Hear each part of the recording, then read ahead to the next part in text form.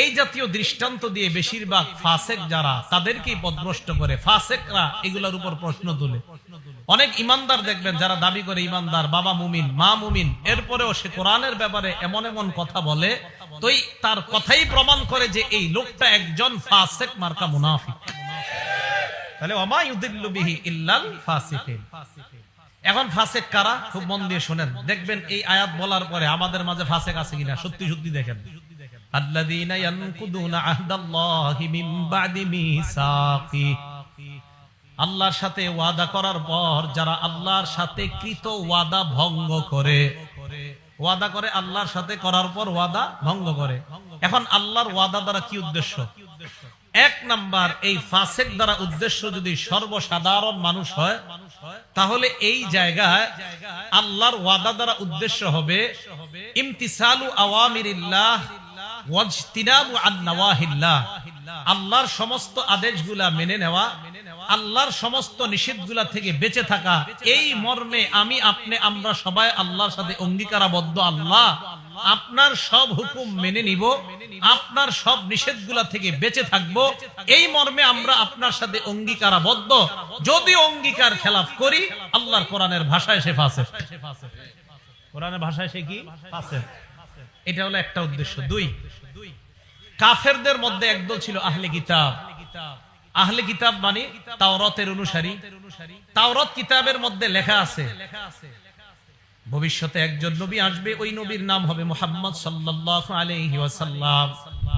তাওরাত কিতাবের মধ্যে লেখা আছে তোমরা অঙ্গীকারাবদ্ধ হও ইত্তিবাউ মুহাম্মাদিন সাল্লাল্লাহু আলাইহি ওয়াসাল্লাম। নবী মুহাম্মদকে যদি তোমরা পেয়ে যাও, তোমরা অনুসরণ করবা। এই মর্মে আমি আল্লাহর সাথে তোমরা ওয়াদা করো।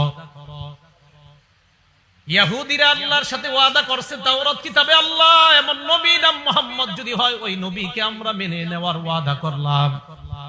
নবী জানিয়ে আসবে, এই জিনিসগুলো আমরা মেনে নেওয়ার ওয়াদা করলাম।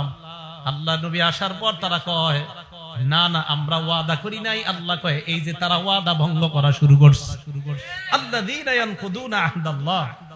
ইহুদিরা ওয়াদা করছে যে নবী আসলে মানবো, নবীর বিধান আমরা মানবো। আল্লাহ কয় আল্লাযীনা ইয়ানকুদুনা আহদাল্লাহি মিন বাদি মিসাকি। এ হলো দুই নম্বর উদ্দেশ্য। তিন নম্বর, এটা মন দিয়ে শুনেন। আল্লাহ যখন সমস্ত আত্মাগুলা বানাইছেন, রূহের জগতের মধ্যে সবাইকে রাখছে। ওই জায়গায় কাফের ছিল, বেঈমান ছিল, হামান, ফেরাউন, সাদ্দাত, এই সব বেঈমানরা ছিল। নবী ওলি সবাই ছিল। শ্রেষ্ঠ নবী থেকে নিয়ে সমস্ত মানুষ, অর্থাৎ কাফের, বেঈমান, ইমানদার সবাই ছিল রূহের জগৎ। আল্লাহ তখন সবাইকে একটা প্রশ্ন করছেন, আলাস্তু বিরাব্বিকুম, আমি কি তোমাদের রব না? রূহের জগতের মধ্যে ফেরাউন বলেন, ইমানদার বলেন, বেঈমান বলেন, সবাই এক বাক্যে জবাব দিয়েছে বালা শাহিদনা, আমরা সাক্ষী দিলাম আপনি আমাদের রব, আমরা আপনাকে রব হিসাবে মেনে নিলাম। রূহের জগতে মেনেছে আল্লাহ আপনি আমাদের রব।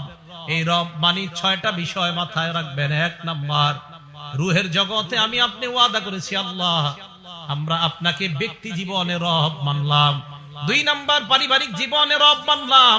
3 নাম্বার, সামাজিক জীবনে রব মানলাম। 4 নাম্বার, অর্থনৈতিক জীবনে রব মানলাম। 5 নাম্বার, রাষ্ট্রীয় জীবনে রব মানলাম। 6 নাম্বার, আন্তর্জাতিক জীবনে আপনাকে আমরা রব মানলাম। 1 নাম্বার, ব্যক্তি জীবনে রব, আপনি একা নামাজ পড়েন 5 ওয়াক্ত, আপনার বিবিকে নামাজ পড়তে বলেন না, এর মানে আপনি পারিবারিক জীবনে আপনি রব মানতে পারেন নাই। আপনি 5 ওয়াক্ত নামাজ পড়েন, আপনার বিবিরে, ছেলের একদিনও বলেন না।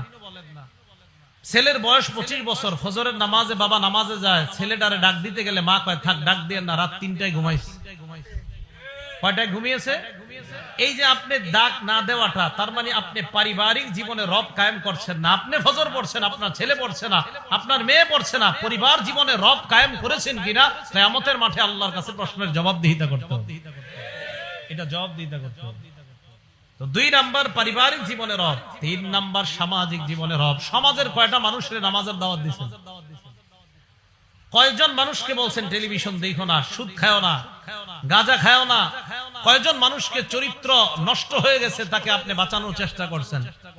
4 নাম্বার, অর্থনৈতিক জীবনে আপনাকে রব মানলাম, মানার পরেও আপনি হালাল হারাম বাছেন না। আপনারা বললেন আপনার আল্লাহ আপনাকে রব হিসাবে মানলাম, তিরমিজির 2416 নম্বর হাদিসের বর্ণনা, ক্বালা রাসূলুল্লাহ সাল্লাল্লাহু আলাইহি ওয়াসাল্লাম, আল্লাহর নবী বলেন, লা তাজুলু কদামা ইবনি আদম হাত্তা ইউসআলা আন খামসিন। কিয়ামতের ময়দানে আদম সন্তানের দুই পা নড়বে না 5 প্রশ্ন করার আগ পর্যন্ত। 1 নাম্বার, আন উমরিহি ফিমা আফনা, জীবন সম্পর্কে জিজ্ঞাসা করা হবে, জীবন তুমি কোন কাজে কাটাইলা। 2 নাম্বার, আন শাবাবিহি ফিমা আবলা, যৌবন সম্পর্কে প্রশ্ন করা হবে, যৌবন তুমি কোথায় ব্যয় করলা। 3 নাম্বার প্রশ্ন, ওয়ান মালিহি বিনাইনা তাসাবা, সম্পদ তুমি কোত্থেকে কামাই করলা, হালাল খাত থেকে তুমি সম্পদ কামাই করলা কিনা। 4 নাম্বার, ফিমা আনফাকা, সম্পদ তুমি হালাল খাতে ব্যয় করলা কিনা। 3 নাম্বার, হালাল জায়গা থেকে আপনি সম্পদ কামাই করছেন কিনা। 4 নাম্বার, হালাল জায়গায় সম্পদ ব্যয় করছেন কিনা। আপনি 50 ইঞ্চি টেলিভিশন একটা কিনলেন, এটা তো আপনি হালাল জায়গায় টাকা লাগান নাই। আপনাকে আল্লাহ পাক রব্বুল আলামিন টাকা এই জন্য দেয় নাই। আপনি মাশাআল্লাহ হালাল ভাবে টাকা কামাই করছেন, খুব ভালো কথা, কিন্তু খাতগুলো আপনি হারাম কাজে। আপনার মেয়ের গায়ে হলুদের অনুষ্ঠানে 6টা সাউন্ড বক্স লাগাইছেন আর গানের পার্টি করছেন, কিয়ামতের ময়দানে হিসাবের জন্য প্রস্তুত হন। এই খাতটা, এটা হালাল না, এটা হারাম। তো 4 নাম্বার, ফিমা আনফাকা, সম্পদ তুমি কোথায় কাজে লাগাইলা, এই 4 নাম্বার প্রশ্ন। 5 নাম্বার, ওয়া মাজা আলিমা আমিলা বিমাজা আলিমা, যা জানছো এই অনুযায়ী আমল করছো কিনা। প্রত্যেক জুমার দিন খতিব সাহেবের বয়ান শুনেন, আর খতিব সাহেব বারবার কয় আহাল্লাল্লাহুল বাইআ ওয়া হাররামা রিবা। কোরআন দেখে দেখে খতিব সাহেব বলেন আল্লাহ ব্যবসাকে হালাল করেছেন, সুদকে হারাম করেছেন। এটা বারবার ওনার মুখ থেকে শুই নাও। এই যে আপনি আমল করেন না, কিয়ামতের মাঠে এক তো আপনি সুদখোর হিসাবে দাঁড়াবেন, দ্বিতীয়ত আল্লাহ আপনাকে বলবে প্রত্যেক জুমায় হুজুর সুদ খাইতে নিষেধ করতে, তুমি যে এই বিদ্যাটা শিখলা হুজুরের কাছে অনুযায়ী আমল করছো, এই জবাব দেওয়ার আগ পর্যন্ত আপনার 2 পা সামান্য নড়বে না কিয়ামতের মাঠে। তাহলে বলেন তো, রুহের জগতে আল্লাহ আমাদেরকে বলছে আমি কি তোমাদের রব না? তো 4 নাম্বার, অর্থনৈতিক জীবনে আমাদের রব কে? তাহলে হারামের পিছনে ছুটা যাবে না। 5 নাম্বার, রাষ্ট্রীয় জীবনে রব, রাষ্ট্রে যেন কোরআন সুন্নাহর বিধান চালু হয় এই চেষ্টা করছেন কিনা। 6 নাম্বার, আন্তর্জাতিক জীবনে রব, সারা পৃথিবীর মানুষগুলা যেন শান্তিতে বসবাস করতে পারে, এই জন্য ইসলামের শান্তির বাণী পুরা পৃথিবীতে পৌঁছে দেওয়ার চেষ্টা করেছেন কিনা। এই 6 জীবনে আমরা রুহের জগতে বলছি আল্লাহ আপনাকে আমরা রব হিসাবে মেনে নিলাম। এখন আসেন আগের কথায়, আল্লাযীনা ইয়ানকুদুনা আহদাল্লাহি মিন বাদি মিসাকি, যারা আল্লাহর সাথে কৃত অঙ্গীকার ভঙ্গ করে, এর দ্বারা উদ্দেশ্য হলো রুহের জগতে ওয়াদা করছি আল্লাহ আপনি আমাদের রব, আপনাকে রব হিসাবে মেনে নিলাম, কিন্তু দুনিয়াতে আসার পর আমি নামাজ পড়ি, আমার বিবিকে নামাজের কথা বলি না, আমার মেয়েটাকে বলি না, এর মানে পরিপূর্ণভাবে এখনো রব মানতে পারি নাই। আমি না রব মানছি পারিবারিক জীবনে, আল্লাহ রব কোথায়? আপনি বিবিকে তো সালাতের কথা বলেন না। তো এই ওয়াদা আল্লাহর সাথে আমরা সবাই করছি। ভাই কথাটা মন দেন, আপনার পরিবারে এই নামাজের কথা না বলাটা, এই জন্য আপনি কিন্তু ওয়াদা করছেন আল্লাহর সাথে, আল্লাহ আমার পরিবার, আমার সমাজ, এদের কাছে আমি এই রব কিভাবে বাস্তবায়ন করা যায় চেষ্টা করব, এই ওয়াদা করছেন, কিন্তু আপনি দুনিয়াতে এসে ভঙ্গ করতেছেন। এটাই বলতেছে আল্লাহ, তারা ফাসিক আল্লাযীনা ইয়ানকুদুনা আহদাল্লাহ, যারা আল্লাহর সাথে কৃত ওয়াদা ভঙ্গ করে। আল্লাহ আমাদের সকলকে এই বিষয়টা উপলব্ধি করে আমরা যেন ওয়াদা ভঙ্গকারীদের অন্তর্ভুক্ত না হই, আল্লাহ পাক্কা খাঁটি ঈমানদার যেন হয়ে আমরা দুনিয়া থেকে বিদায় নিতে পারি, আল্লাহ তৌফিক দান করেন।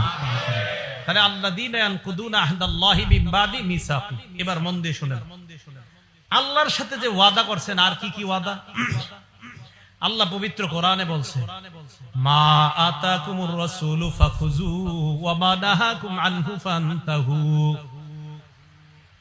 সূরা মুহাম্মদে আল্লাহ বলেন, ওয়াল্লাযীনা আমানু ওয়া আমিলুস সালিহাত ওয়া আমানু বিমা নুজিলা আলা মুহাম্মাদিন ওয়া হুয়াল হাক্কু মির রাব্বিহিম। আল্লাহ বলেন ঈমানদার কারা? যারা ঈমান এনেছে, নেক কাজ করেছে, এবং যারা আমার নবীর উপর যা নাজিল করা হয়েছে সব বিশ্বাস করেছে, তারাই হলো ঈমানদার। হ্যাঁ, ওলামা হযরতদের কাছে মুযাকারা করতেছি, গুরুত্বপূর্ণ একটা কথার দিকে আমি যাচ্ছি। আল্লাহ পাক রব্বুল আলামিন আমাদের নবীজির উপর যা নাজিল করেছেন পুরাটার উপরে ঈমান আনতে আমরা অঙ্গীকারাবদ্ধ। এখন বলেন তো, কোরআনের কিছু অংশ মানি না সব মানি? আরে নবীজির উপরে আল্লাহ কোরআনের কিছু নাজিল করছে না পুরো কোরআন? তার মানে নবীজির যা দিছে আল্লাহ আমরা সব মেনে নিব, ঠিক না? আল্লাযীনা আমানু ওয়া আমিলুস সলিহাত ওয়া আমানু বিমা নুজিলা আলা মুহাম্মদ, মুহাম্মদ সাল্লাল্লাহু আলাইহি সাল্লামের উপর যা নাজিল করা হয়েছে আমরা সব বিশ্বাস করি। আচ্ছা, আমরা তো অঙ্গীকারাবদ্ধ হলাম, বিশ্বাস করি, সবকিছু আমরা মানি। যদি বলেন যে না হুজুর আমি কিছু মানি কিছু মানি না, তা আপনি তো ঈমানদার না। আল্লাহ বলেন আফাতুমিনুনা বিবাদিল কিতাব ওয়া তাকফুরুনা বিবাদ, তুমি কোরআনের কিছু অংশ মানো আর কিছু অংশ মানো না, এইটা তো ঈমানদারের পরিচয় না। এখন আসেন তাহলে আমাদের নবীজিকে আল্লাহ পুরা কোরআন দিলেন, এই পুরা কোরআন বিশ্বাসে আমরা অঙ্গীকারাবদ্ধ, ঠিক তো? এখন আল্লাহ কি বলে সূরা হাশরে দেখেন, মা আতাকুমুর রাসূলু ফাখুযু ওয়া মা নাহাকুম আনহু ফান্তাহু, নবী তোমাদেরকে যা দিয়েছেন তোমরা গ্রহণ করো। তাহলে নবী যা দিয়েছে গ্রহণ করবেন? এই জি আসতে হয়েছে, নবী যা দিয়েছে গ্রহণ করে, হুকুম কার? আবার বলছি, নবী যা দিয়েছেন এটা গ্রহণ করো, হুকুমটা কার? তাহলে নবী যা দিয়েছে আমাদেরকে আমরা গ্রহণ করব তো? নবী যা থেকে নিষেধ করেছেন তা থেকে তোমরা বিরত থাকো। আমাদের নবী আমাদেরকে যা দিয়েছেন আমরা গ্রহণ করার ওয়াদা করলাম, যা থেকে নিষেধ করেছেন তা থেকে বিরত থাকার ওয়াদা করলাম। এখন আসেন আল্লাহ নবীর সাহাবা আব্দুল্লাহ ইবনে আমর রাদিয়াল্লাহু তাআলা আনহুমার বর্ণনা। আব্দুর রহমান ইবনে আব্দে রব্বিল কাবা একজন তাবিঈ, এই তাবিঈ বলেন আমি নবীর সাহাবা আব্দুল্লাহ ইবনে আমরের কাছে গেলাম। নাসাই শরীফ 4191 নম্বর হাদিসের বর্ণনা। ওয়া হুয়া জালিসুন ফি জিল্লিল কাবা, নবীর সাহাবা তখন কাবার ছায়ার মধ্যে বসা। ওয়ান নাসু আলাইহি মুজতামিউন, নবীর সাহাবাকে সবাই ঘেরাও করে রাখছে। সাহাবা আব্দুল্লাহ ইবনে আমর বলেন কুন্না মান নবী সাল্লাল্লাহু আলাইহি ওয়াসাল্লাম ফি সাফার, আমরা আল্লাহ নবীর সাথে এক সফরের মধ্যে ছিলাম। ইদ নাযালনা মানজিলা, সফর করতে করতে এক জায়গায় যাত্রা বিরতি দিলাম। আমরা সফরে বের হই, দাওয়াত তাবলীগের সফরে গেলে হঠাৎ আমাদের যদি নামাজের প্রয়োজন হয়, হাজতের প্রয়োজন হলে মাঝে মাঝে সফর বিরতি দেই আমরা, ঠিক না? সাহাবারা সফর বিরতি দিলেন, নবীজি সফর বিরতি দিলেন, একটু মন দিয়ে শুনতে হবে এই জায়গাটা। তো নবীজির সাহাবা আব্দুল্লাহ ইবনে আমর বলেন আমরা সাহাবাদের মাঝে তিনটা গ্রুপ হয়ে গেছে যাত্রা বিরতি দেওয়ার পর। মনে করেন আপনারা সবাই একসাথে এখানে আসছেন, তো পথিমধ্যে এক জায়গায় বললেন এই দাঁড়া, এই জায়গায় জোহর নামাজটা পড়ি। তো নামাজ পড়তে গিয়ে কেউ গেছেন ইস্তেনজায়, কেউ গেছেন ওযু করতে, কেউ গেছেন মসজিদে, এরকম হতে পারে। তো সাহাবারা বলেন আমাদের মাঝে তিনটা দল হয়ে গেছে। এক নাম্বার ফামিন্না মাইয়াদরিবু খিবাআ, একদল তাবু টানাইতেছে, তাবুর ছায়ায় বিশ্রাম নিবে। ওয়ামিন্না মাইয়ানতাদিলু, আরেক দল তীর প্রতিযোগিতা করতেছে, তীরের প্রতিযোগিতা এটা করতেছে আরেক দল। ওয়ামিন্না মান হুয়া ফি জাশরাতিহি, আরেক দল তার প্রাণীগুলাকে পানি পান করায়, সফর করছে যে প্রাণী দিয়া এগুলারে ঘাস খাওয়াইতেছে, পানি পান করাইতেছে। ইতিমধ্যে নামাজের সময় হয়ে গেছে। ইজনাদা মুনাদি রাসূলিল্লাহি সাল্লাল্লাহু আলাইহি ওয়াসাল্লাম আস-সালাতু জামিআ, একজন ঘোষণাকারী এসে ঘোষণা দিলেন ও সাহাবারা নামাজের সময় হয়ে গেছে, সবাই নামাজে আসুন। দেখেন কি হয়, ফাস্তাবানা আলাইহি, আমরা সবাই নবীজির সামনে গেলাম নামাজ পড়তে। ফাকামা ফিনা রাসূলুল্লাহি সাল্লাল্লাহু আলাইহি ওয়াসাল্লাম ফাখাতাবা, আল্লাহর নবী আমাদের সামনে দাঁড়াইলেন, দাঁড়িয়ে একটা ভাষণ দিলেন। নামাজের কাতারে আমরা দাঁড়াইলাম, নবীজি আমাদের সামনে দাঁড়ায় একটা ভাষণ দিলেন। ভাষণের মধ্যে নবীজি বললেন শোনো তোমরা, ইন্নাহু লাম তাকুন নাবিয়্যুন, আমার পূর্বে যত নবী দুনিয়ার মধ্যে আসছে আমি সহ সমস্ত নবীর মৌলিক দুইটা দায়িত্ব। বলেন কয়টা? সূরা হাশরে আল্লাহ বলছে নবী যা দিয়েছে তা গ্রহণ করবা, আমরা সবাই ওয়াদা করছি সব গ্রহণ করব। এই হাদিসে নবীজি বলতেছেন আমি সহ যত নবী আসছে সব নবীর মৌলিক কয় দায়িত্ব? দুই দায়িত্ব। নবীজি বলেন লাম তাকুন নাবিয়্যুন, যত নবী দুনিয়ার মধ্যে আসছে ইল্লা কানা হাক্কান আলাইহি আইয়াদুল্লা উম্মাতাহু আলা মা ইয়ালামুহু খায়রান লাহুম, সমস্ত নবীর এক নাম্বার দায়িত্ব উম্মতকে যা কল্যাণকর ওই কল্যাণকর বিষয়ে উম্মতকে জানায়া দেওয়া। দুই নাম্বার ওয়া ইউনজিরু কওমাহু আলা মা ইয়ালামুহু শাররান লাহুম, উম্মতের জন্য যেটা অকল্যাণকর ওই অকল্যাণকর বিষয় থেকে উম্মতকে সতর্ক করে দেওয়া। প্রত্যেকটা নবীর মৌলিক দুইটা দায়িত্ব। কল্যাণকর বিষয়ে নবী আমাদেরকে বলে দিয়েছেন, অকল্যাণকর বিষয়ে আমাদেরকে সতর্ক করছেন। আসেন আবার সূরা হাসরে, নবী যা দিয়েছেন তা গ্রহণ করো, ওয়াদা করছি আমরা আমাদেরকে যত কল্যাণকর আমাদের নবীজি দিবে এটা আমরা গ্রহণ করব, আর যত ভীতিকর জিনিস থেকে সতর্ক করবে ওই ভীতিকর পরিস্থিতি যেন পড়তে না হয় ওই জাতীয় কর্মকাণ্ড থেকে বেঁচে থাকবো, ওয়াদা করতেছি। ঠিক না ইনশাআল্লাহ? তাহলে নবীজি সাল্লাল্লাহু আলাইহি সাল্লাম দেখেন তো এবার কি করে। নবীজি সাল্লাল্লাহু আলাইহি সাল্লাম, সহিহ বুখারী হাদিস নাম্বার ৭২৮১ নাম্বার হাদিস। প্রথমে ওই জায়গায় জানলাম যা কল্যাণকর এটা জানা, অকল্যাণকর জিনিস থেকে সতর্ক করা। এবার কল্যাণ কোনটা আর অকল্যাণ কোনটা একটু জেনে নিই। সহিহ বুখারী হাদিস নাম্বার ৭২৮১ নাম্বার হাদিস, জাবের রাদিয়াল্লাহু তাআলা আনহুর বর্ণনা। তিনি বলেন, জাআত মালাইকাতুন ইলান নবী সাল্লাল্লাহু আলাইহি ওয়াসাল্লাম, একদল ফেরেশতা আল্লাহর নবীর কাছে আগমন করলেন। আল্লাহর নবী তখন ঘুমায়। নবীজি ঘরের মধ্যে ঘুমাইতেছে, একদল ফেরেশতা নবীর সামনে আসছে। এখন আপনাদের প্রশ্ন, হুজুর নবীজি ঘুমাইলে আমরা এই হাদিস জানলাম কেমনে? নবী তো ঘুমাই রইছে, তো ফেরেশতা যে আসছে নবী এই কথা আম করে কেমনে জানাইলেন? পুরো হাদিস শুনলে বুঝতে পারবেন। নবী তো ঘুমাই রইছে, তাও আবার যেন যেন কিতাব না, বুখারী শরীফের বর্ণনা। রাসূল সাল্লাল্লাহু আলাইহি সাল্লাম ঘুমিয়ে আছে, ফেরেশতারা আসছে। এক ফেরেশতা বলতেছে ইন্নাহু নাঈম, উনি তো ঘুমায়। আরেক ফেরেশতা কয় ইন্নাল আইনা নাঈমা ওয়াল কলবা ইয়াকযান, ওনার চোখ ঘুমায় অন্তর ঘুমায় না। ওনার চোখ ঘুমায়, তাহলে বুঝাইছে হাদিস কিভাবে জানছি আমরা? ওনার তো অন্তর ঘুমায় না, চোখ ঘুমায়। এজন্য যদি কেউ আজকে সকালে কোন একটা কিতাবের মধ্যে পড়েন নবীজি সাল্লাল্লাহু আলাইহি সাল্লাম ঘুম থেকে উঠাই ওযু ছাড়া নামাজ পড়ছে, আমিও পড়বো, এটা পাবেন হাদিসে, সহিহ হাদিসের মধ্যে পাবেন যে নবী সাল্লাল্লাহু আলাইহি সাল্লাম ঘুম থেকে উঠছে উঠা ওযু ছাড়া নামাজ পড়ছে, এটা সহিহ হাদিসে পাবেন। এখন কেউ এই সহিহ হাদিসটা পাওয়ার পরে চিন্তা করলেন আজ কি ইমাম সাহেবের ধর্ম দ্বারা, তো শীতকাল, প্রচন্ড শীতকাল, মসজিদে আসছে। আসার পর ইমাম সাহেব আয়েশা বলতেছে হুজুর শীতকালে ওযু তো না করলেও চলে। তো হুজুরকে কেন? আজকে হাদিসে পাইলাম নবীজি সাল্লাল্লাহু আলাইহি সাল্লাম ঘুম থেকে উঠা, লাগবে না কিচ্ছু লাগবে না, চুপচাপ থাকেন, নবীজি সাল্লাল্লাহু আলাইহি সাল্লাম ঘুম থেকে উঠা ওযু ছাড়া নামাজ পড়ছে, তাই শীতকালে একটু ওযু না করলে কি হয়?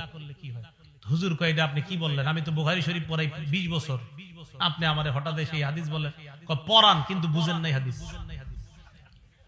হাদিস বুঝেন নাই। পরে হুজুর বলল বাবা আমি তো হাদিস বুঝছি। কয় কি?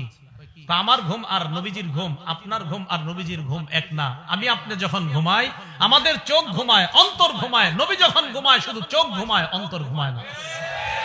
এই জন্য নবীর ওযু আছে না নাই ঘুম থেকে উঠলে নবী বুঝতে পারে, কিন্তু আমি আর আপনি যেহেতু ঘুমাইলে আমাদের চোখও ঘুমায়, অন্তর ঘুমায়, তাই আমরা উঠার পর জানি না ওযু আছে না নাই, তাই আমাদের ওযু করতেই হবে। আর নবী ঘুম থেকে উঠার পর বুঝতে পারে ওনার ওযু আছে না নাই, ওযু না থাকলে ওনার ওযুর প্রয়োজন হয়, আর ওযু থাকলে ওনার ওযুর প্রয়োজন হয় না। ওই মাসালা আমার আপনার জীবনে ফিট করলে হবে না। চিন্তা করছেন নি হুজুরের গিয়ে ভুল ধরতে চেয়েছিল? রাসূল আকরাম সাল্লাল্লাহু আলাইহি সাল্লাম ঘুমিয়ে আছেন, তো এক ফেরেশতা কয় উনি ঘুমায়, আরেক ফেরেশতা কয় না ওনার চোখ ঘুমায়, অন্তর ঘুমায় না। ফেরেশতারা বললেন ইদরিবু লাহু মাসালা ইন্না লিসাহিবিকুম হাযা মাসালান ফাদরিবু লাহু মাসালা, যেই নবী ঘুমায় তার একটা দৃষ্টান্ত আছে, তার দৃষ্টান্ত তোমরা বর্ণনা দাও। ফেরেশতাদের মধ্যে একজন বললেন তিনি তো ঘুমায়, আরেক ফেরেশতা কয় তিনি ঘুমায় না, তার চোখ ঘুমায়, তার অন্তর ঘুমায় না। এবার তারা দৃষ্টান্তটা বর্ণনা দিয়েছেন, এই দৃষ্টান্তটা সবার মুখস্থ করা লাগবে, আপনারা মুখস্থ করবেন।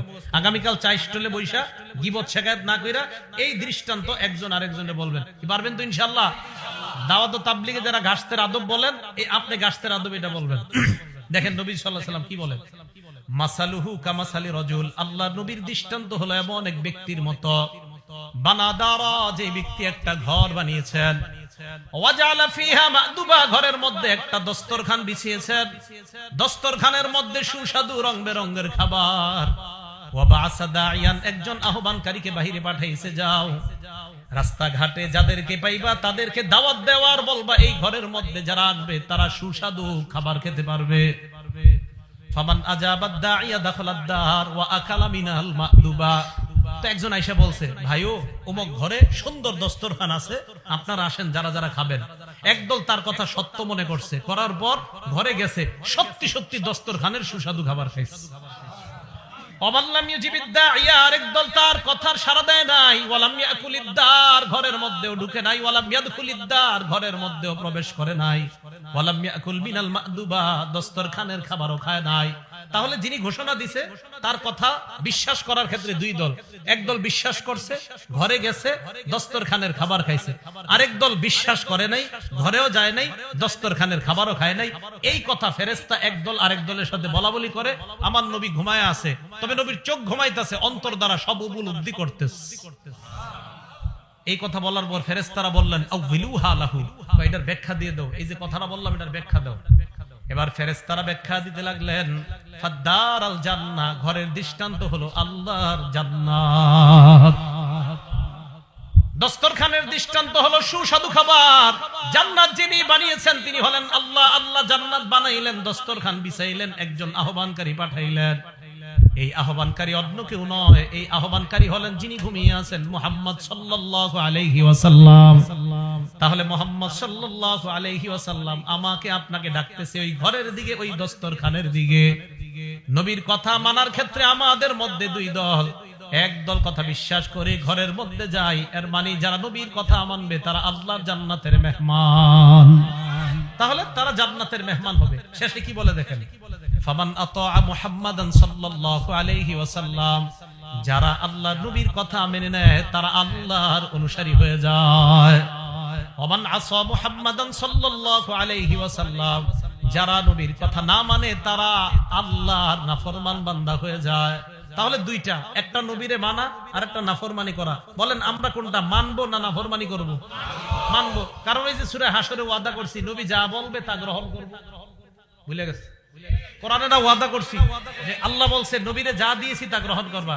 আমি গুরুত্বপূর্ণ একটা কথা বলার জন্য শুধু এগুলো বুঝাইতেছি যে আল্লাহ বলছে আমি যা দিয়েছি নবীরে তা গ্রহণ করো। আর আমরাও নবীর থেকে জানলাম, হ্যাঁ নবী আপনি আমাদেরকে যা দিবেন আমরা অঙ্গীকারাবদ্ধ গ্রহণ করব। সাহাবা উবাদা ইবনে সামিত রাদিয়াল্লাহু তাআলা আনহু কি বলেন দেখেন, নাসাই শরীফ হাদিস নাম্বার 4149 নাম্বার হাদিস। তিনি বলেন, বায়া'নান নাবিয়্য সাল্লাল্লাহু আলাইহি ওয়াসাল্লাম আলাস সামঈ ওয়াত তাআ, আমরা নবীর হাতে হাত রেখে বায়াত হলাম, আলাস সামঈ, নবীর কথা শুনবো, ওয়াত তাআ, নবীর কথা মানবো। বলেন নবীর কথা, নবীর কথা কেন সূরা হাশরে ওয়াদা করছি নবী যা বলবে তা গ্রহণ করব। এখন উবাদা ইবনে সামিত বলেন আমরা নবীর কাছে বায়াত হলাম, নবীর কথা শুনবো, নবীর কথা মানবো। কোন ক্ষেত্রে দেখেন কি বলে, ফিল ইউসরি ওয়াল উসরি, আমার অনুকূলে হলেও নবীর কথা মানবো, আমার প্রতিকূলে হলেও নবীর কথা মানবো। মানে আমার পক্ষে গেলেও মানবো, আমার বিপক্ষে গেলেও মানবো, কারণ কথাটা আমার নবীর। ওয়াল মানশাতি ওয়াল মুকরাহ, মানশাত মানে সুখেও মানবো, মুকরাহ মানে দুঃখেও মানবো। তাহলে সুখের সময় আমার নবীকে মানবো, দুঃখের সময় নবীকে মানবো। এরপরে বলতেছে ওয়া আনলা নুনাজিআল আমর আহলা, যোগ্য মানুষ যদি যোগ্যতার আসনে বসে যায় এটার বিরোধিতা আমরা করব না, এই মর্মে আমরা বায়াত হলাম। আর যদি অযোগ্য ব্যক্তি যোগ্যতার আসনে বসে যায় এটার বিরোধিতা করা ফরজ হয়ে যায়। এটা এই মর্মে বায়াত হয়েছে সাহাবারা। আর কি, ওয়ান্নাকুমা বিল হাক্কি হাইসু লা নাখাফু ফিল্লাহি লাউমাতা লাইম, হক কথা বলতে কখনো আমরা কাউকে ভয় করব না, এই মর্মে নবীর কাছে আমরা বায়াত হলাম। তাহলে নবীর কাছে আমরা বায়াত হলাম, নবী যা বলবে তা শুনবো এবং মানবো। কেন? সূরা হাশরে আমরা ওয়াদা করলাম, আল্লাহ বলছেন আমার নবীকে যা দিলাম তোমরা তা গ্রহণ করো। এখন নবী আমাদেরকে কি নিষেধ করছে আর কি আদেশ করছে দেখেন তো একটু। নাসাই শরীফ হাদিস নাম্বার 4161 নাম্বার হাদিস, ক্বালা রাসূলুল্লাহ সাল্লাল্লাহু আলাইহি ওয়াসাল্লাম, আল্লাহ নবী বলেন, বায়ুইনি আলা আল্লা তুশরিকু বিল্লাহি শাইআ, আমার কাছে তোমরা বায়াত হও তোমরা আল্লাহর সাথে শিরিক করবে না। তাহলে ওই যে আবার কোরআনে বলছে নবী যা বলবে তা মানবো, নবী বলছে শিরিক করা যাবে না। তাহলে শিরিক করা, শিরিক করা সেজদা কাকে দিতে হয়? যদি মাজারে সেজদা দেওয়া হয় শিরিক। আর শিরিক বলেন মাজারে সেজদা দিলে সেজদা দিতে হয় কাকে? আল্লাহকে। আল্লাহ বলছে শিরিক করো না, নবীও বলছে শিরিক করো না। তো নবীর কথা কেন মানবো? আল্লাহ বলছে নবী যা দেয় এটা গ্রহণ করো। তাহলে এক নাম্বার শিরিক করো না, এই মর্মে বায়াত হও। তো আমরা বায়াত হলাম। ওয়ালা তাসরিকু, তোমরা চুরি করবে না, বায়াত হও। ওয়ালা তাজিনু, তোমরা ব্যভিচার করবে না, জিনা করবে না, বায়াত হও। জিনা কারে কয়? মানে আমাদের মাথায় একটা আইসা পড়ে যে জিনা মনে হয় ওইটা। না না, সহিহ বুখারী 6612 6612 নাম্বার হাদিস, ক্বালা রাসূলুল্লাহ সাল্লাল্লাহু আলাইহি ওয়াসাল্লাম, ইন্নাল্লাহা কাতাবা আলা ইবনি আদম হাজ্জাহু মিনাজ জিনা আদরাকা যালিকা লা মাহালা, সমস্ত আদম সন্তান, আমি আপনি, আলেম জাহেল, সবাইকে আল্লাহ জিনা নামক পরীক্ষা দ্বারা পরীক্ষা করবেন। এই পরীক্ষায় সবাই পড়তে হবে ফাজিনাল লিসান আল মানতিক। জবানের জিনা হলো কথা বলা। যেই নারীর সাথে দেখা দেওয়া হারাম, এই নারীর সাথে সরাসরি কথা বলাও হারাম। সরাসরি কথা বলা মোবাইলে, এটা আসতে হইলো কেন? যেই নারীর সাথে সরাসরি দেখা দেওয়া হারাম, এই নারীর সাথে সরাসরি কথা বলা মোবাইলে, হ্যাঁ জোরে বলেন, মোবাইলে হারাম। তাহলে জিনাল লিসান আল মানতিক, মুখের জিনা হলো কথা বলা। ওয়া জিনাল আইনি আন নাজরু, চোখের জিনা হলো দেখা। চোখের জিনা দেখা। ওয়ান নাফসু তামান্না ওয়া তাশতাহি, রং নাম্বারে একটা মেয়ের সাথে কথা বললেন, বলার পর বালিশে মাথা লাগিয়ে চিন্তা করতেছেন, না জানি মেয়েটা দেখতে কেমন। আল্লাহ নবী কয় অন্তরের জিনা করলা। এটা অন্তরের জিনা। এটা কিসের জিনা? অন্তরের জিনা। তো এই জাতীয় জিনা মনে হয় পুরো এলাকায়, স্মার্টফোন তো চালানি না, এটা হওয়ারও সম্ভাবনা নাই। তাহলে রাসূল সাল্লাল্লাহু আলাইহি সাল্লাম বললেন, এক নাম্বার শিরিক করবে না, দুই নাম্বার চুরি করবে না, তিন নাম্বার জিনা করবে না। তাহলে জিনা, এগুলাও জিনা। হেঁটে হেঁটে কোনো নারীর দিকে যাওয়া পায়ের জিনা, কোনো নারীর শরীর স্পর্শ করতে যাওয়া হাতের জিনা, চ্যাটিং করা কোনো নারীর সাথে মোবাইলে, এটাও হাতের জিনা।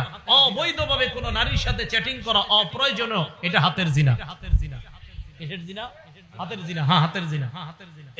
এই জিনার মধ্যে লিপ্ত হওয়া যাবে না। এটা রাসূল সাল্লাল্লাহু আলাইহি ওয়াসাল্লাম ওয়াদাবদ্ধ। ওয়ালা তাকতুলু আওলাদাকুম, তোমরা তোমাদের সন্তান হত্যা করবে না। ওয়ালা তাতুনা বিবুহতান তাফতারুনাহু বাইনা আইদিকুম, নিজেরা বানিয়ে মিথ্যা কথা বলবে না। আপনারা অনেক কিছু বানিয়ে বলে ফেলেন, ইমাম সাহেবের নামে বলে ফেলেন, মুয়াজ্জিনের নামে বলে ফেলেন, এলাকার একটা ভালো মানুষের নামে একটা খারাপ কথা রটায়া দিলেন। এটা করা যাবে না। নবীজি বলছেন, ওয়ালা তাসুনি ফি মারুফ, নেক কাজে তোমরা আমার নাফরমানি করবা না। তাহলে রাসূল সাল্লাল্লাহু আলাইহি সাল্লামকে আল্লাহ যা দিয়েছেন এটা গ্রহণ করা, যা থেকে নিষেধ করেছেন এটা থেকে বিরত থাকা। এখন বলেন তো, রাসূল সাল্লাল্লাহু আলাইহি সাল্লাম আমাদেরকে কয়টা জিনিস দিয়ে গেছে? দুইটা। প্রথমে বলছে সব নবীরা তার উম্মতকে দুইটা বিষয় বলে, ভালো গুণগুলা জানায়া দেয়, খারাপ জিনিসগুলা থেকে সতর্ক করে। এখন এই ভালো আর খারাপ গুলো আমরা পামু কই? বলেন, যেই জিনিসের মধ্যে পামু এই জিনিসের নাম বলেন কোরআন সুন্নাহ। বলেন কোরআন সুন্নাহ। এখন বলেন তো, নবীর যা কথা মানবো আমরা আর যা থেকে বিরত থাকবো, এটা কয় জায়গায় পাবো? এক নাম্বার, দুই নাম্বার সুন্নাহ। মনে থাকবে তো? হ্যাঁ। قال رسول الله صلى الله عليه وسلم, সহিহ তারগিব একটা কিতাবের নাম, হাদিস নাম্বার 40। নবীজি বলেন, তারাকতু ফীকুম মা ইন ইতাসামতুম বিহি ফালান তাদিল্লু আবাদা, আমি তোমাদের কাছে দুটি জিনিস রেখে গেলাম, এই দুটি জিনিস যদি তোমরা আঁকড়ে ধরো কখনো তোমরা পথভ্রষ্ট হবে না। এক নাম্বার কিতাব আল্লাহ, আল্লাহর কোরআন। দুই নাম্বার সুন্নাত রাসূলি, রাসূল সাল্লাল্লাহু আলাইহি ওয়াসাল্লামের সুন্নাত। বলেন, এক নাম্বার আল্লাহর, দুই নাম্বার রাসূলের সুন্নাত। এখন এইগুলো আমি কেন বলতেছি? হ্যাঁ, বলার কারণ কি? বলার কারণটা হলো ইবনে মাজার 12 নাম্বার হাদিস। বলেন কিতাবটার নাম ইবনে মাজা। কোন কিতাব? হাদিস নাম্বার 12। নবীজি সাল্লাল্লাহু আলাইহি সাল্লাম বলেন, ইউশিকুর রাজুলু মুত্তাকিয়ান আলা আরিকাতি, এমন একটা জামানা আসবে যেই জামানায় মানুষ সিংহাসনের মধ্যে ভাব নিয়ে বসবে, সিংহাসনের ভাব নিয়ে বসা থাকবে। ইউহাদ্দাসু বিহাদিসিম মিন্নি, আমার হাদিস তার সামনে পেশ করা হবে। হাদিস পেশ করার পর ওই লোক বলবে, বাইনানা ওয়া বাইনাকুম কিতাবুল্লাহ, আমাদের মাঝে আল্লাহর কোরআন থাকতে হাদিসের কি প্রয়োজন? কোরআন থাকতে হাদিসের, এইটা বলার জন্য আমি এতগুলা কথা বলছি। নবীজিকে যা, নবীজি আমাদেরকে যা দিবে আমরা গ্রহণ করব, ওয়াদা করছি। এখন হাদিস কে দিছে? আরে হাদিস কে দিছে? নবীজি। আমাদেরকে হাদিসগুলা কে দিয়েছেন? নবীজি। তো এই পণ্ডিতের সামনে হাদিস পেশ করলে বলে আমাদের মাঝে কোরআন আছে, কোরআন থাকতে হাদিসের কি প্রয়োজন? আর আমার নবী যখন নাকি বর্তমান জামানায় কেউ বলে কোরআন থাকতে হাদিসের কি প্রয়োজন, এই কথা বলার সাথে সাথে আমি আরিফ বিন হাবিবের ঈমান আরো বেড়ে যায় আমার নবীর কথার সত্যতার প্রতি। কারণ নবী 1500 বছর আগে বলছে, তোমার মতো মূর্খের যে আরিফ আর ঘটবে যে তুমি বলবা কোরআন থাকতে হাদিসের কি প্রয়োজন, তুমি যে এরকম আসবা দুনিয়াতে, এটা নবী 1500 বছর আগে জানায়া দিয়েছে। তাই নবীর কথার প্রতি ঈমান আরো বেড়ে গেছে। নবীজি বলেন, এমন একটা জামানা আসবে যে জামানায় এইভাবে মানুষ বসা থাকবে, তার সামনে হাদিস পেশ করা হলে সে বলবে কোরআন থাকতে আবার হাদিসের কি প্রয়োজন, এই কথা বলবে। আর কি যুক্তি দিবে? ফামা ওয়াজাদনা ফীহি মিন হারামিন হারামনা, কোরআনে যেটা হারাম এটাই তো হারাম। ওয়াবা ওয়াজাদনা ফীহি মিন হালালিন ইস্তাহলালনা, কোরআনের হালালকে হারাম হালাল মানলাম। আচ্ছা বলেন তো, আমরা মুসলমানরা কোরআনের হারামকে হারাম মানি কিনা? কোরআনের হালালকে হালাল মানি কিনা? তো ওই লোক যুক্তি দিয়ে আপনারে বুঝাবে কোরআনের হারামকে হারাম মানি, কোরআনের হালালকে হালাল মানি, হাদিসের কি প্রয়োজন, এই যুক্তি আপনাকে দিবে। তখন আপনি পাল্টা প্রশ্ন করবেন, ভাই কোরআনের মধ্যে আছে রুকু করো, কোরআনের মধ্যে আছে সিজদা করো, ইয়া আইয়ুহাল্লাযীনা আমানুর কাউ, হে ঈমানদারগণ তোমরা রুকু করো, ওয়াসজুদু সিজদা করো। কোরআনের মধ্যে নাই 4 রাকাত যোহর পড়ো, এটা কোরআনে। ফজর 2 রাকাত ফরজ, এটা কোরআনে নাই। আসর 4 রাকাত ফরজ, এটা কোরআনে নাই। মাগরিব 3 রাকাত ফরজ, এটা কোরআনে নাই। এশা 4 রাকাত ফরজ, এটা কোরআনে নাই। কোরআনে আছে নামাজ পড়ো, কোরআনে আছে রুকু করো, কোরআনে আছে সিজদা করো। হাদিসের মধ্যে আছে নামাজ এইভাবে পড়ো, হাদিসের মধ্যে আছে ফজর এইভাবে পড়ো। অতএব শুধু কোরআন আর শুধু হাদিস, একটা বাদ দিয়ে আরেকটা মানার নাম মুনাফিক মার্কা ঈমানদার। তাহলে কোরআন হাদিস একটা বাদ দিয়ে আরেকটা না, উভয়টা। মাশাআল্লাহ, তো বুঝে আসছে। কোরআনে আছে রুকু করো, কিন্তু কিভাবে করবেন এটা কোরআনে নাই। কোরআনে আছে সিজদা করো, কিভাবে সিজদা করবেন এটা কোরআনে নাই, এটা হাদিসে আছে। তাহলে কোরআন হাদিস উভয়টা মানতে হবে। সূরা নিসা আছে, ফানকিহু মা তাবা লাকুম মিনান নিসা, নারীদের মধ্য থেকে যাদেরকে পছন্দ হয় তাদেরকে বিয়ে করো, এটা কোরআনে আছে। সূরা নূরের মধ্যে আছে ওয়ানকিহুল আয়ামা, তোমাদের মধ্যে যারা বিবাহের করতে পারে না, যারা এখনো বিবাহ করে নাই, যাদের বিয়ে হয় নাই নারী পুরুষ, তাদের বিয়ে করায় দাও। সূরা নিসা আছে বিয়ে করো, সূরা নূরে আছে বিয়ে করাও। কিভাবে বিয়ে করাইবা এটা কোরআনের কোথাও লেখা নেই। এই যে দুইজন বসবে, বসার পরে একজনে ইজাব বলবে, আরেকজন কবুল বলবে, এত টাকা দেন মোহরের বাবদ তোমাকে প্রস্তাব করলাম, তুমি রাজি থাকলে কবুল বলো, এটা কোরআনে কোথাও লেখা নাই। কোরআনে আছে বিয়ে করো, কোরআন আছে বিয়ে করাও, হাদিসে আছে কিভাবে বিয়ে করাও। তাহলে কোরআন হাদিস না কোরআন হাদিস দুইটা, এই তো বুঝে আসছে আপনাদের। তাহলে একটা বাদ দিয়ে আরেকটা।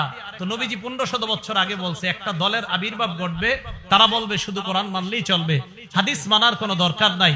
রাসূল আকরাম সাল্লাল্লাহু আলাইহি সাল্লামের এই ব্যাপারে আল্লাহ কোরআনে বলছে, নবী যা দিয়েছে এটা গ্রহণ করো। বলেন আমাদের নবী আমাদেরকে শুধু কোরআন দিছে না কোরআন সুন্নাহ দুইটা দিছে? মাশাআল্লাহ, তুই বুঝে আসছে সবার।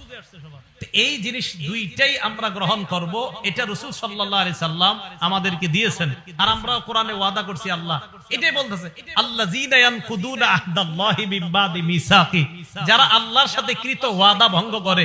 আল্লাহ আমরা ওয়াদা করছি আপনার নবী যা দিবে তা গ্রহণ করব, এই ওয়াদা আমরা ভঙ্গকারী হব না, আর ওয়াদা ভঙ্গকারী হলে আমরা ফাসিক হয়ে যাব। নাউজুবিল্লাহ। কি কথা মনে থাকবে? এবার পরের অংশে যাই। আল্লাযীনা ইয়ানকুদুনা আহদাল্লাহি মিন বাদি মিসাকি, পরের অংশটা শুরু করলে কেউ উঠেন না, আল্লাহর রাস্তে উঠবেন। কারণ পরের অংশটা এমন একটা বিষয়, এটা শুনলে অনেকে উঠা যায়। উঠেন না কিন্তু, হ্যাঁ। ওয়ায়াকতাউনা মা আমারাল্লাহু বিহি আন ইউসালা, আল্লাহ যা জোড়া লাগাইতে আদেশ করে তারা তা ছিন্ন করে। ফাসিকদের দ্বিতীয় পরিচয় দিচ্ছে আল্লাহ। আল্লাহ যা জোড়া লাগাইতে বলে তারা সেটা ছিন্ন করে। আল্লাহ জোড়া লাগাইতে বলে আত্মীয়তার সম্পর্ক, এটা তারা ছিন্ন করে। সম্পর্ক কিসের? রক্তের সম্পর্ক, আত্মীয়তার সম্পর্ক। বলেন রক্তের সম্পর্ক, আত্মীয়তার সম্পর্ক। সহিহ বুখারী হাদিস নাম্বার 5983 নাম্বার হাদিস। এক ব্যক্তি রাসূল আকরাম সাল্লাল্লাহু আলাইহি সাল্লামের কাছে আসছে, আসে বলে আখবিরনি বিআমালিন ইউদখিলুনিল জান্নাহ, ইয়া রাসূলুল্লাহ এমন কিছু আমল আমাকে বলেন যে আমলটা করলে আমি আল্লাহর জান্নাতের মেহমান হয়ে যাব। এই প্রশ্ন করার পর সাহাবারা বললেন, ফাকালাল কওম মালাহ মালাহ, সাহাবারা বললেন এই লোকটার কি হইলো, এই লোকটার কি হইলো, কি প্রশ্ন করে? এমন আমল বলেন যে আমল করলেই জান্নাতে যাব, লোকটার কি হলো? নবীজি বলে, আরে থামো, অরবুন মালাহ, লোকটার প্রয়োজনীয়তা আছে তাই জিজ্ঞাসা করছে। নবী বললেন 4 আমল করবা, মরলেই জান্নাতি হবা। কয় আমল?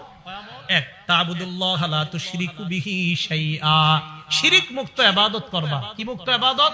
শিরিক। ওলামায়ে হযরতদের কাছে আবদার করব, মানুষের পায়ে ধরে ধরে বুঝান, ভাই শিরিক করেন না। আমাদের হাজারো মুসলমানরা নামাজ পড়ে 5 ওয়াক্ত, কিন্তু সে যে শিরিক করে সে জানেও না। বিভিন্ন দিন আসলে, বিভিন্ন মাস আসলে, বিশেষ করে রজব মাস আসলে, কোন মাস? আরে কোন মাস? সামনে তো এই পদ্মা ব্রিজ না, তো পদ্মার এই পাশে কিছুটা গ্রান আছে, আর ওই পাশে তো মাশাআল্লাহ কঠিন গ্রান। গ্রান মানে গন্ধ, বেদাতের গন্ধ। বেদাতের তো গ্রান হয় না, গন্ধ। কি হয়? গন্ধ। তো দেখেন, 1 নাম্বার তা'বুদুল্লাহ, আল্লাহর ইবাদত করবা, শিরিক করা যাবে না। 2 নাম্বার তুকিমুস সালাত, সালাত কায়েম করবা। 3 নাম্বার তুতিজ যাকাত, যাকাত আদায় করবা।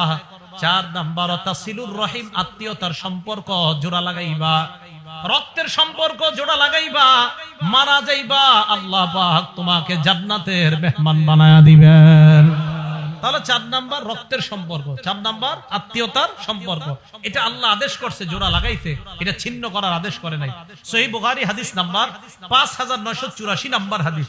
এই হাদিসের মধ্যে আসছে ক্বালা রাসূলুল্লাহ সাল্লাল্লাহু আলাইহি ওয়াসাল্লাম লা ইয়াদখুলুল জান্নাতা কাতিউন, আত্মীয়তার সম্পর্ক ছিন্নকারী জান্নাতে প্রবেশ করবে না।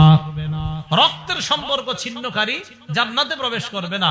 ঢাকা 10 তলা বাড়ি করছে, তার বোন ঈদের দিন মানুষের কাছে গোশতের জন্য বসে থাকতে হয়, তার আপন বোন অন্যের কাছে খাদ্যের জন্য বসে থাকতে হয়। ঢাকা বাড়ি আছে 5 তলা 6 তলা, ভাইয়ের বোন অন্যের দাঁড়ে দাঁড়ে গিয়ে হাত পাততে হয়। আল্লাহ পাক রব্বুল আলামিন বলছে সম্পর্ক জোড়া লাগাও, রক্তের সম্পর্ক জোড়া লাগাও, এটা ছিন্ন করে যারা তারা ফাসিক। সহিহ বুখারী হাদিস নাম্বার 5985 নাম্বার হাদিস। ক্বালা রাসূলুল্লাহ সাল্লাল্লাহু আলাইহি ওয়াসাল্লাম, আল্লাহ নবী বলেন মান সাররাহু, যেই ব্যক্তি এটা পছন্দ করে, আইয়ুব সাতালাহু ফি রিজকিহি, কোন ব্যক্তি যদি চায় তার রিজিকের মধ্যে বরকত হোক। রিজিকে বরকত সবাই চান। 2 নাম্বার ওয়ায়ুনসালাহু ফি ইসরিহি বা আসরিহি, কেউ যদি চায় তার হায়াতে বরকত। বলেন কয় জিনিসে বরকত? রিজিকে, হায়াতে। বলেন রিজিকে। যদি এই 2 জিনিসে কেউ বরকত চায়, নবী বলেন ফালইয়াসিল রহিমা, সে যেন রক্তের সম্পর্ক জোড়া লাগায়, আল্লাহ তার রিজিকে এবং হায়াতে বরকত দান করবেন। বলেন রিজিক আর হায়াতে বরকত দানের কয় উপায়? মানে না, উপায় একটা। রিজিক আর হায়াতে বরকত হবে একটা আমল করলে, রিজিক আর হায়াতে ভরপুর বেশি বরকত হবে একটা আমল করলে, সেটা হলো রক্তের সম্পর্ক জোড়া লাগাইলে। রক্তের সম্পর্ক জোড়া লাগাইলে রিজিকে বরকত হবে, হায়াতে বরকত হবে। এটা আজীব হাদিস শুনেন, সহিহ বুখারী হাদিস নাম্বার 5987 নাম্বার হাদিস। ইন্নাল্লাহা খালাকাল খালকা, আল্লাহ সৃষ্টি বানাইলেন, আসমান জমিন বানাইলেন।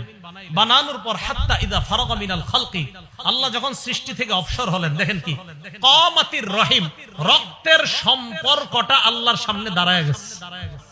আরে আমি আপনারা কিন্তু সম্পর্কটা এটা কেমনে দাঁড়াইছে আল্লাহ জানে। দাঁড়ানোর পর আল্লাহকে বললেন, আল্লাহ হাযা মাকামুল আইজি বিকা মিনাল কাতিআ, আল্লাহ রক্তের সম্পর্ক যারা ছিন্ন করে তাদের থেকে পানা চাওয়ার আপনি তো শ্রেষ্ঠ জায়গা, তাই আমি আপনার সামনে দাঁড়াইলাম। আল্লাহ বললেন আমা তারদাইনা আন আসিলা মান ওয়াসালাক, তুমি কি সন্তুষ্ট না যারা তোমাকে রক্ষা করবে? আমি ওয়াদা করলাম, আমি আল্লাহ তাদেরকে রক্ষা করার ওয়াদা করলাম। রক্তের সম্পর্ককে আল্লাহ বললেন, ভাই ভাইকে যদি সম্পর্ক রক্ষা করে, ভাই বোনের সম্পর্ক যদি রক্ষা হয়, রক্ত আর আত্মীয়তার বন্ধন যদি রক্ষা হয়, আমি আল্লাহ ওই ব্যক্তিকে রক্ষা করব। এরপরেরটা কি কইছে? ওয়া আকতাআ মান কাতাআক, তোমাকে যারা ছিন্ন করবে আমি আল্লাহ তাকে ছিন্ন করব। আত্মীয়তার সম্পর্ক যে ছিন্ন করবে আমি তাকে ছিন্ন করব। আল্লাহ আমাদের সকলকে আত্মীয়তার সম্পর্ক জোড়া লাগানোর তৌফিক দান করেন। অনেকে প্রশ্ন করে, হুজুর আমার আত্মীয় যদি আমার সাথে খারাপ ব্যবহার করে আমি কি করব? করে না? জবাব আসতেছে, আগে শুনেন। সহিহ বুখারী হাদিস নাম্বার 5990 নাম্বার হাদিস। ক্বালা রাসূলুল্লাহ সাল্লাল্লাহু আলাইহি ওয়াসাল্লাম, আল্লাহ নবী বলেন ওয়ালাকিন লাহুম রাহিমুন আবুল্লু বিবালালিহা, নবীজি বলেন আত্মীয়তার সম্পর্কের একটা রস আছে। আত্মীয়তার সম্পর্কের যে রস, এই রসের মাধ্যমে আত্মীয়তার সম্পর্ককে আমি প্রাণবন্ত করে রাখি, সজীব করে রাখি। রক্তের সম্পর্ককে আমি সজীব করে রাখি, প্রাণবন্ত করে রাখি সব সময়। এবার প্রশ্নের উত্তর নেন। যারা বলেন হুজুর আমার বোন তো আমার সাথে কথা বলে না, আমার ভাই আমার সাথে কথা বলে না, আসেনি এই অভিযোগ। হ্যাঁ, এখন তাদের অভিযোগের জবাব নবীজি দিয়ে দিছে, আমি কি দিব? সহিহ বুখারী হাদিস নাম্বার 5991 নাম্বার হাদিস। ক্বালা রাসূলুল্লাহ সাল্লাল্লাহু আলাইহি ওয়াসাল্লাম, আল্লাহ নবী বলেন লাইসাল ওয়াসিলু বিল মুকাফি, কয় শুধুমাত্র আমি আমার ভাইয়ের সাথে সম্পর্ক জোড়া লাগাইলাম এটার নামে আত্মীয়তার সম্পর্ক রক্ষাকারী এমন না, এটা তো আত্মীয়তার সম্পর্ক রক্ষা হচ্ছেই। নবীজি বলেন প্রকৃত আত্মীয়তার সম্পর্ক রক্ষাকারী ওই ব্যক্তি, ওয়ালাকিনিল ওয়াসিলুল্লাযী ইযা কুতিআত রাহিমুহু ওয়াসালাহা, নবী বলেন প্রকৃত আত্মীয়তার সম্পর্ক রক্ষাকারী ওই ব্যক্তি, যখন আত্মীয়তার সম্পর্ক কেউ ছিন্ন করে ওই ব্যক্তি আগে বেড়ে সেটাকে রক্ষা করে। আপনার বোন আপনার সাথে কথা বলে না, বাস না বলুক, আপনি আত্মীয়তার সম্পর্ক রক্ষা করেন। আমি আপনাদেরকে একটা বাংলা বলে যাই, আপনি দেখবেন আপনার ভাইয়েরা বোনেরা আপনারে ঠকাইতেছে, আপনি বুঝতেছেন, এরপরেও আপনি আপনার তাদের সাথে সুন্দর সম্পর্ক রাখতেছেন কেন? যে নবী বলছে আত্মীয়তার সম্পর্ক ঠিক রাখতে।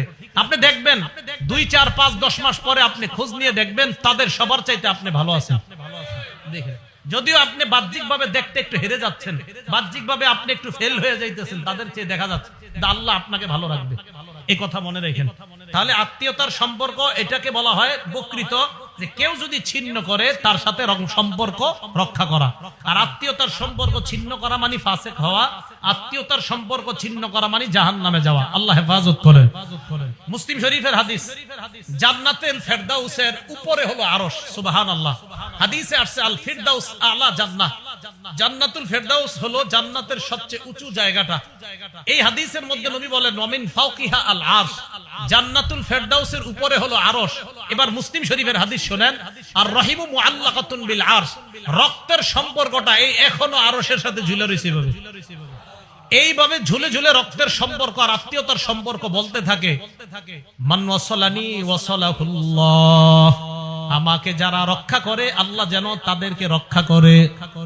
অমান কতানি কতাহুল্লাহ, রক্তের সম্পর্ক ঝুলে ঝুলে বলে আমাকে যারা ছিন্ন করে আল্লাহ যেন তাদেরকে ছিন্ন করে দেয়। নাউজুবিল্লাহ।